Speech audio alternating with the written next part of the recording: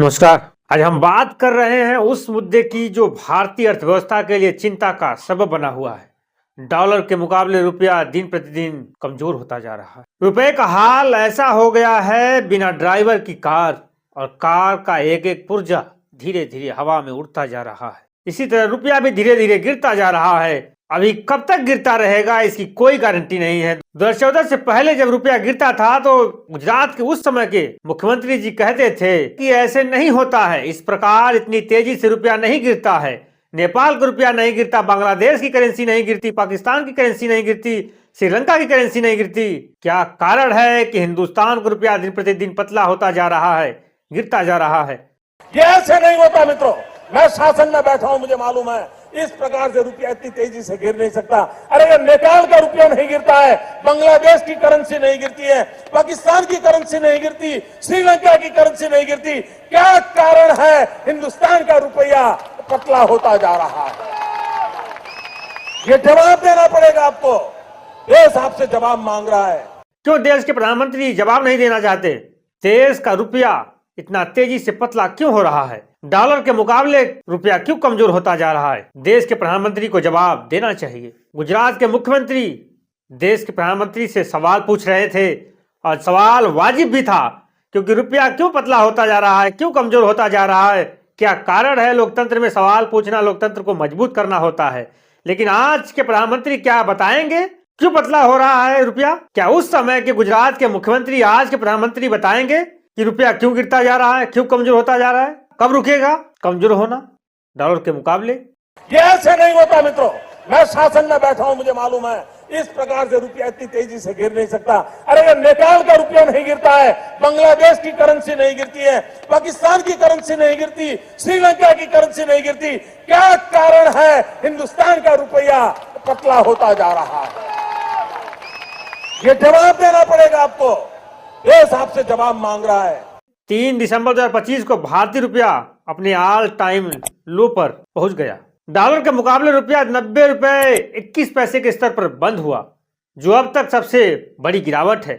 सिर्फ इसी साल रुपए 5 रुपए 26 पैसे कमजोर हो चुका है। जहां 1 जनवरी को 1 डॉलर की कीमत 85 रुपए 70 पैसे थी, वही अब यह बढ़कर 90 रुपए के पार पहुंच गई है। तो सुनिए, गुजरात के मुख्यमंत्री नरेंद्र मोदी जी कह रहे हैं कि रुपया जब कमजोर होता है तो उसका असर व्यापारियों पर पड़ता है। जिस प्रकार से डॉलर मजबूत होता जा रहा है, रुपया कमजोर होता जा रहा है, विश्व व्यापार में भारत टिक नहीं पाएगा। हमारे व्यापारी जो माल बाहर भेजते हैं, हमारे व्यापारी जो माल बाहर से लाते हैं, इस बोझ को सह नहीं पाएंगे। इवन भारत सरकार जो चीजें लाती है, भेजती है, उसको सहना मुश्किल हो जाएगा। और दिल्ली की सरकार जवाब नहीं दे रही है। उस समय के मुख्यमंत्री गुजरात के आज के प्रधानमंत्री से कुछ सवाल कर रहे हैं। जिस तरह से रुपया कमजोर होता जा रहा है, विश्व व्यापार में भारत टिक नहीं पाएगा। हमारे व्यापारी जो माल भेजते हैं, जो मंगाते हैं, जिस तरह से रुपया कमजोर हो रहा है, इस बोझ को हमारे व्यापारी सह नहीं पाएंगे। क्या जवाब देंगे आज के प्रधानमंत्री उस समय के गुजरात के मुख्यमंत्री को? उस समय गुजरात के मुख्यमंत्री नरेंद्र मोदी जी जो ज्ञान दे रहे थे, डॉलर के मुकाबले रुपया जब कमजोर हो रहा था, पतला हो रहा था, जब वो सत्ता में नहीं थे 2014 से पहले। ये ऐसे नहीं होता मित्रों।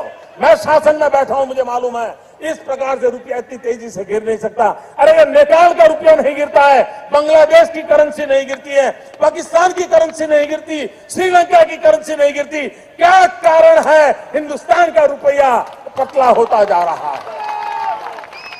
ये जवाब देना पड़ेगा आपको। देश आपसे जवाब मांग रहा है।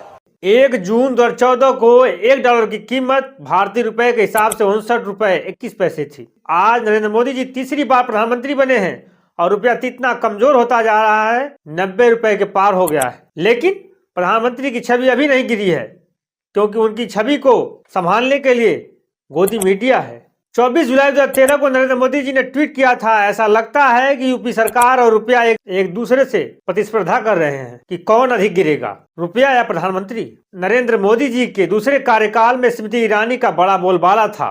संसद से लेकर सड़क तक खूब बोलती थी, जो अमेठी की दीदी है। और अब जब रुपया पतला होता जा रहा है, कमजोर हो गया है, तो इनका एक 2012 का ट्वीट है तब इन्होंने लिखा था, तब कांग्रेस की सरकार थी। रुपए में गिरावट राष्ट्रपति चुनाव के लिए कांग्रेस द्वारा नामित किए जाने पर प्रणब मुखर्जी को देश को तोहफा। वर्तमान सरकार में वित्त मंत्री निर्मला सीतारमण जब सत्ता में नहीं थी तो रुपया कमजोर हो रहा था, गिर रहा था। तब उन्होंने 16 अगस्त 2013 को लिखा था, भारतीय अर्थव्यवस्था और भारतीय अर्थव्यवस्था की स्थिति रुपए के गिरते मूल्य में स्पष्ट रूप से परिलक्षित हो रही है। वही भाजपा के ऑफिशियल हैंडल से 10 जुलाई 2013 को ट्वीट किया गया था, अमेरिका डॉलर के मुकाबले रुपए में तेजी से गिरावट कांग्रेस के नेतृत्व वाली यूपीए सरकार द्वारा भारतीय अर्थव्यवस्था का कुप्रबंधन को दर्शाती है। तो सवाल खड़ा होता है कि ऐसा कौन सा प्रबंधन किया गया है कि रुपया दिन प्रतिदिन गिरता जा रहा है और रिकॉर्ड बनाता जा रहा है गिरने का। वर्तमान प्रधानमंत्री की छवि गिरती है या नहीं गिरती है? 2014 से पहले गुजरात के मुख्यमंत्री जी पूछ रहे हैं, रुपये की कीमत जिस तेजी से गिर रही है और कभी कभी तो लगता है कि दिल्ली सरकार और रुपये के बीच में कंपटीशन चल रहा है, किसकी आबरू तेजी से गिरती चली जा रही है, कौन रुपया गिरता क्यों है, इसके बारे में भी थोड़ा सा जान लेते हैं। और डॉलर मजबूत कैसे होता है? पहला, विदेशी निवेशकों की भारी निकासी, मतलब विदेशी नागरिक भारत में अपना पैसा डॉलर के रूप में लगाया था, अब उसको डॉलर में ही निकाल रहे हैं। इस कारण विदेशी संस्थागत निवेश एफएफआई ने 17 अरब डॉलर से ज्यादा की पूंजी भारतीय बाजार से निकाली। जब वे डॉलर में पैसा लगाते हैं तो रुपए पर दबाव बढ़ता है, रुपए कमजोर होने का यह भी कारण है। दूसरा, व्यापार घाटा।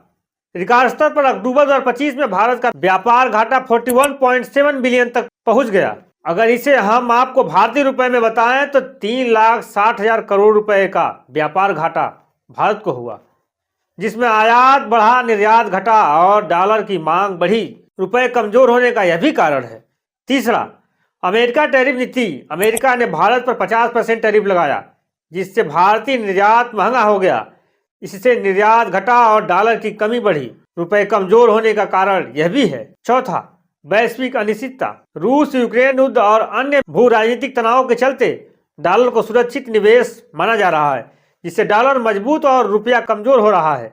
तो चलिए यह भी जानते हैं कि रुपया कमजोर होने पर आम नागरिकों पर क्या असर पड़ता है। आयात महंगा होगा। जब हम विदेश से सामान खरीदते हैं तो हमें डॉलर के रूप में देना होता है। जैसे में कच्चा तेल, इलेक्ट्रॉनिक पार्ट्स, सोना आदि की कीमतें बढ़ेगी। अगर डॉलर मजबूत होगा तब विदेशी यात्रा और पढ़ाई महंगी होगी। अगर कोई भारतीय नागरिक विदेश में घूमने जाना है या पढ़ाई करने जाना है तो उसके डॉलर के रूप में देना पड़ेगा और महंगी होगी वहाँ की शिक्षा व्यवस्था और पर्यटन भी। जब हम विदेश यात्रा करेंगे तो डॉलर के रूप में हमें देना पड़ेगा और जब हम विदेश में पढ़ाई करने जाएंगे तो हमें पैसा डॉलर के रूप हिसाब से देना पड़ेगा, जो उस समय चल रहा है मूल्य डॉलर का, जिससे मुद्रास्फीति बढ़ेगी। आम आदमी की जेब पर बड़ा असर पड़ेगा। शेयर बाजार में अस्थिरता, निवेशकों में भय का माहौल बना रहेगा। रुपया दिन प्रतिदिन कमजोर होता जा रहा है। इस पर आरबीआई कौन सा एक्शन ले रहा है? रुपए को मजबूत करने के लिए कोई ठोस कदम उठाया है आरबीआई ने? चलिए यह भी जानते हैं। Reserve bank of India RBI ने रुपए को कमजोर होने से बचाने के लिए 44 अरब डॉलर तक खर्च किए। 44 अरब डॉलर को अगर हम भारतीय रुपए में बताएं तो 3,68,000 करोड़ रुपए सिर्फ रुपए को मजबूत करने के लिए खर्च किया गया, मतलब फूंक दिया गया। लेकिन रुपया दिन प्रतिदिन कमजोर होता ही गया। फिर भी रुपया 90 के पार चला गया। यह दर्शाता है कि इस बार गिरावट मनोवैज्ञानिक और आर्थिक दोनों स्तरों पर गंभीर है। लेकिन 2014 से पहले गुजरात के मुख्यमंत्री जी आज के प्रधानमंत्री जी से सवाल पूछ रहे हैं। जवाब दीजिए प्रधानमंत्री जी। ये ऐसे नहीं होता मित्रों। मैं शासन में बैठा हूं, मुझे मालूम है इस प्रकार से रुपया इतनी तेजी से गिर नहीं सकता। अरे ये नेपाल का रुपया नहीं गिरता है, बांग्लादेश की करेंसी नहीं गिरती है, पाकिस्तान की करेंसी नहीं गिरती, श्रीलंका की करेंसी नहीं गिरती। क्या कारण है हिंदुस्तान का रुपया पतला होता जा रहा है? ये जवाब देना पड़ेगा आपको। देश आपसे जवाब मांग रहा है। लेकिन वर्तमान देश के प्रधानमंत्री जी जवाब देने को तैयार नहीं है, क्योंकि पूछने वाले गुजरात के पूर्व मुख्यमंत्री और जवाब देने को तैयार नहीं है वर्तमान के प्रधानमंत्री जी। रुपए की यह गिरावट सिर्फ आंकड़ों तक सीमित नहीं है, यह भारतीय अर्थव्यवस्था के लिए एक चेतावनी का संकेत है। सरकार और आरबीआई को निर्यात बढ़ाने, आयात घटाने और विदेश निवेशकों का भरोसा जीतने के लिए मजबूत और ठोस कदम उठाने होंगे। नहीं तो रुपए की इस गिरावट पर आपकी क्या राय है? आपको क्या लगता है कि सरकार सही दिशा में काम कर रही है? हमें कमेंट बॉक्स पर कमेंट कर जरूर बताएं। और हमारे चैनल को सब्सक्राइब जरूर करें। चलते हैं, नमस्कार।